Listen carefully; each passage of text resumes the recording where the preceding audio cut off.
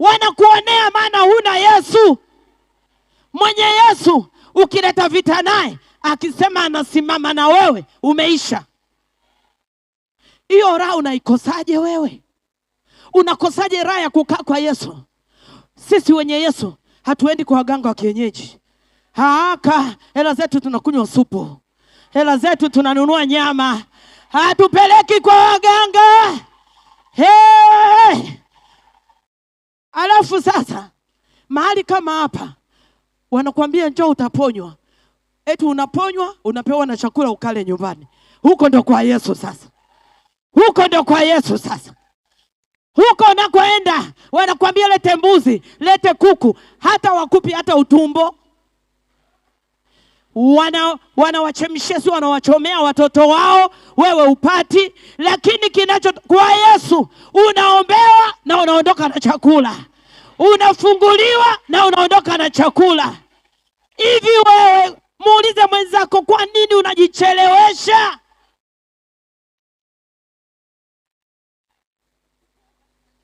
Lango liko wazi. Ingia kwa Yesu kabla mlango haujafungwa. Ingia kwa Yesu kabla mlango haujafungwa.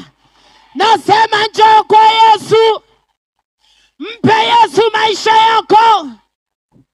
Wenye Yesu. Siku moja nyumbani kwangu, nimehamia juzi. Nikasikia bundi analia nje. Yule bundi siku ya kwanza, ya pili, ya tatu. Nikasema mimi kwanza ni mtu mkubwa sana, sikukemei wewe. Nikaenda kumwambia mchungaji msaidizi kanisani, nenda mkapambane na hilo libundi nyumbani huko. Nikasema mafuta yangu yako juu sana haya. Kitu cha ajabu, mchungaji alikuja na wana maombi, si 3 4. Wakati wanaomba, wanafanya anointing, ghafla yule bundi akajichanganya, akaja akatua kwenye mti ambao wapo. Walipomtazama yule bundi wakasema kumbe ni wewe unamsumbua mama yetu. Wakaachilia mafuta ya Roho Mtakatifu. Wakasema tusikuone tena hapa. Wakati bundi anakimbia, alikuja mtu na bodaboda kwa spidi mpaka pale waliposimama nyumbani kwangu. Akasimama akawatazama akiwa na hasira, akawasha bodaboda yake akaondoka. Ndio ilikuwa mwisho yule bundi kulia nyumbani kwangu. Unajua walichokuwa wanafanya? Walikuwa wananipima ili nianze kuuliza mtaalamu wapi. Kumbe mtaalamu mwenyewe na Yesu ndani yangu. Kuna vitu wanakupima, wanakushinda kwa sababu huna Yesu. Ungekuwa na Yesu, nakwambia mtaalamu ni wewe mwenyewe, mganga ni wewe mwenyewe, mchawi ni wewe mwenyewe, kila kitu ungemaliza. Hivi uweza kama huo unaachaje kuupokea uweza kama huo? Unaachaje kumpokea Yesu mwenye nguvu namna hiyo? Unaachaje kupokea uweza ambao wauliza hata wachawi wanakuambia kabisa walokole hawafai? Sasa wewe sifa zote hizo mpaka leo umekaa utaki kuokoka. Utaki kuokoka. Umekuja hapa, Yesu amekuleta kwa kusudi. Yawezekana ulirudi nyuma, yawezekana hujawahi hata kuokoka. Lakini kwa maneno hayo nasema, hivi kwa nini simkubali Yesu? Alafu nikaenda kuwatandika wale wachawi kule, wakakiona cha moto. Kwa nini usiubebe huu moto tulionao, ukarudi nao kule nyumbani wakakione?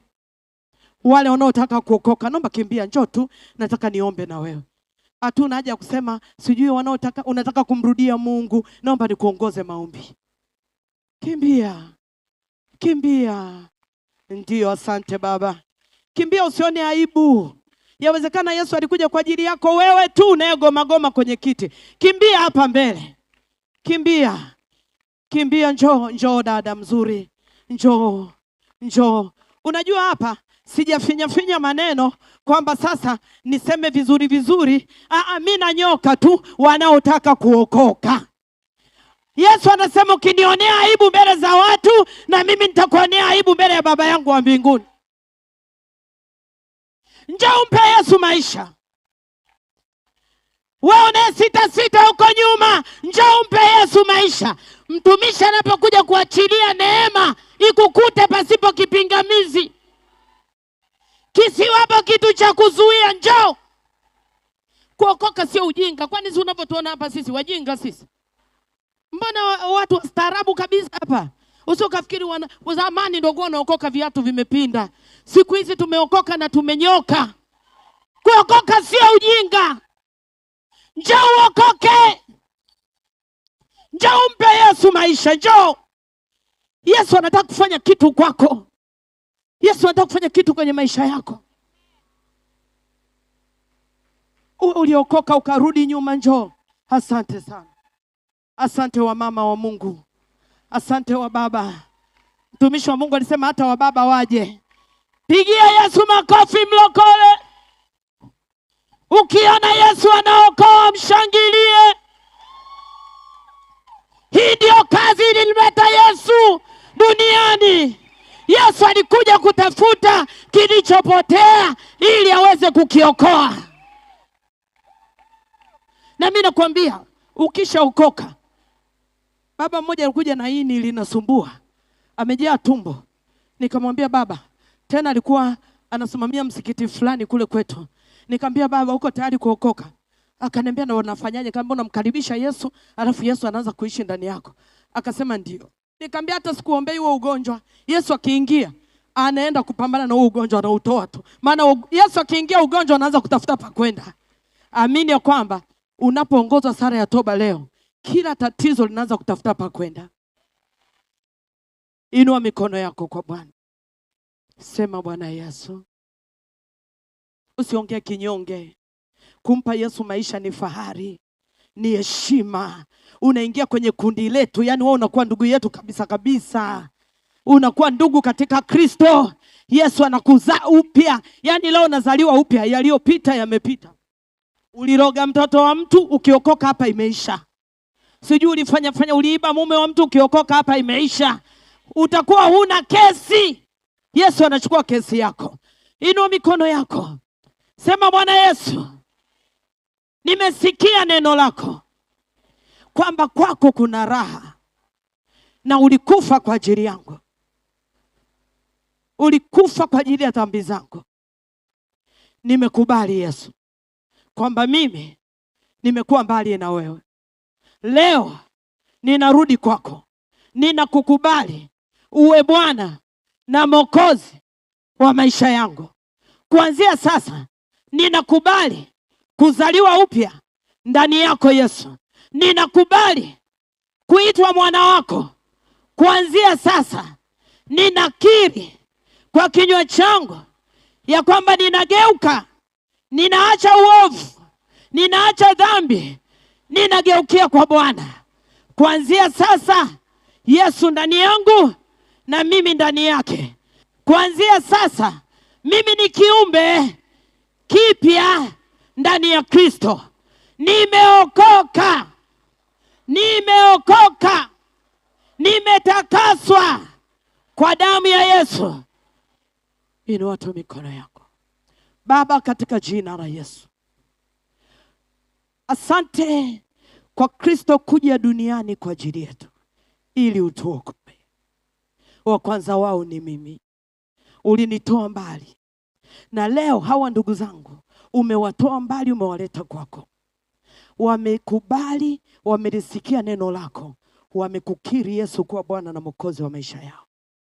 Bwana Yesu, hakuna ambaye atapotea hata mmoja. Kila aliyekukiri Kristo hapa, ninatangaza maisha mapya ndani yako. Hatapotea katika jina la Yesu. Wokovu ulioingia ndani yake unaenda kustawi na anaenda kuwa mtumishi wako katika jina la Yesu. Hili ni zao la DOZ. Bwana, asante kuokoa katikati ya kongamano hili. Ninawakabidhi mikononi mwako. Neema yako iwafiche katika jina la Yesu. Amen. Amen. Naona viongozi wetu wanataka kufanya kitu.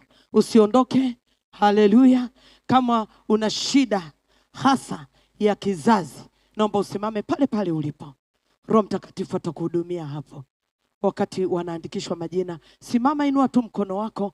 Una shida ya uzao, una mtoto, una shida ya kizazi au afya nyingine, una shida kwenye mwili wako, unaweza tu kusimama hapo ulipo, inua tu mkono wako. Roho Mtakatifu yuko hapo. Niwalete praise team wakati wanaabudu Mungu, halafu tuombe kwa ajili ya watu wa Mungu hao.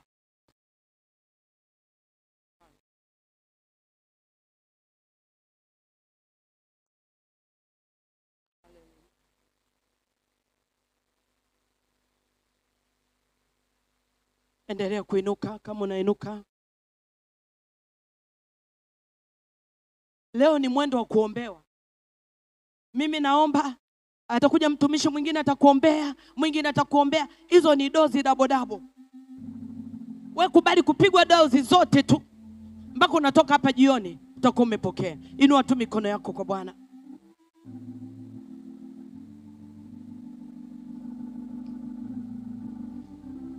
Haleluya.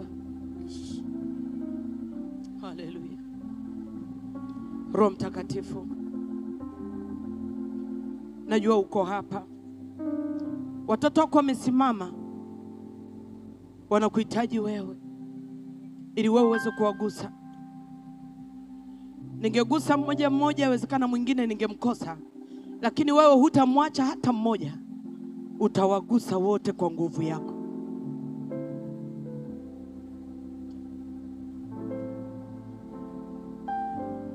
Haleluya.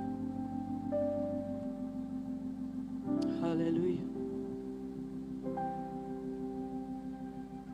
Mungu wetu tunakusifu, Mungu wetu twakuinua, yale uyatendayo makuu mno. Mungu mtenda makuu yuko katikati yetu. Fadhili zako za milele haufananishwi na chochote. Iwe uliye mwanzo tena ni mwisho. Haleluya. Mungu wetu tunakusifu. Wewe ni Mungu kwenye maisha yetu. Mungu wetu twakuinua wa maisha yetu. Hakuna kitu huwezi kuumba hapa.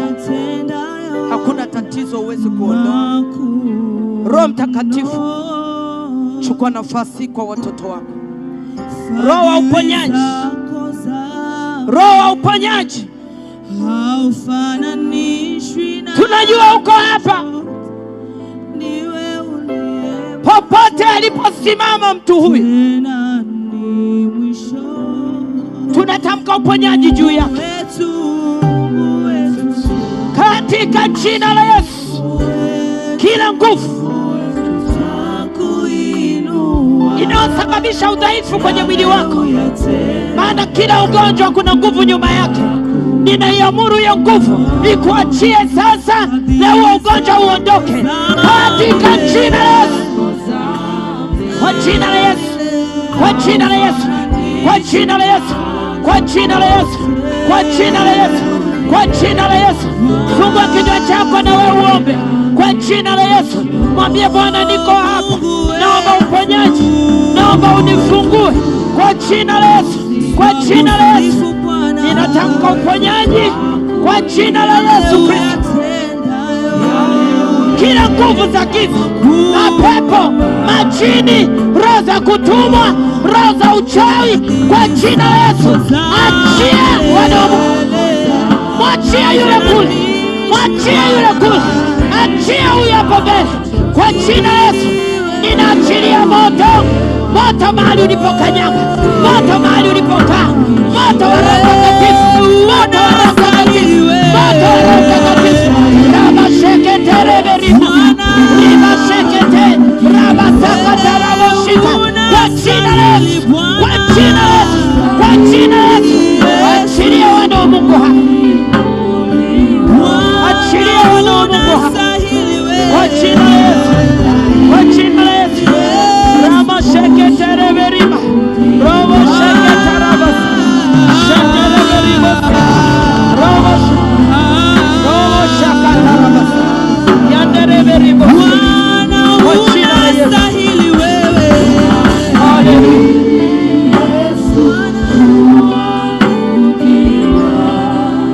Haleluya.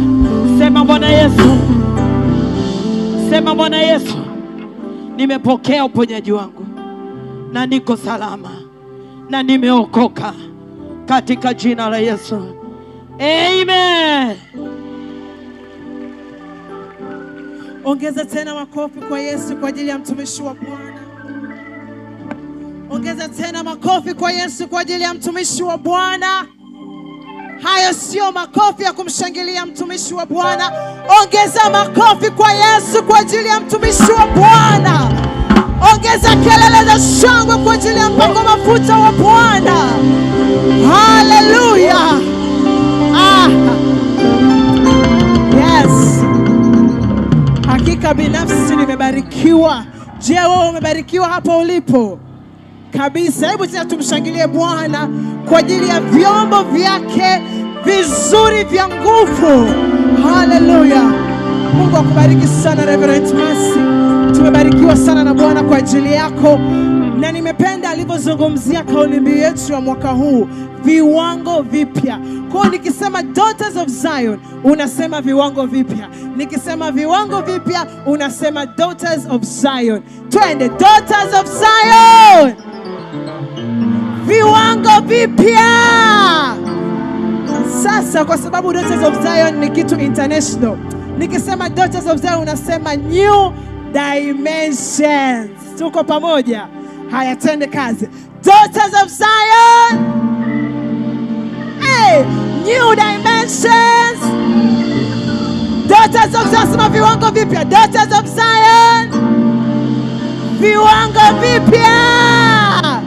Basi mshangilie tena Bwana Yesu. Asanteni waabudu, mnaweza kwenda kuketi. Hallelujah. Asante Bwana Yesu. Amen.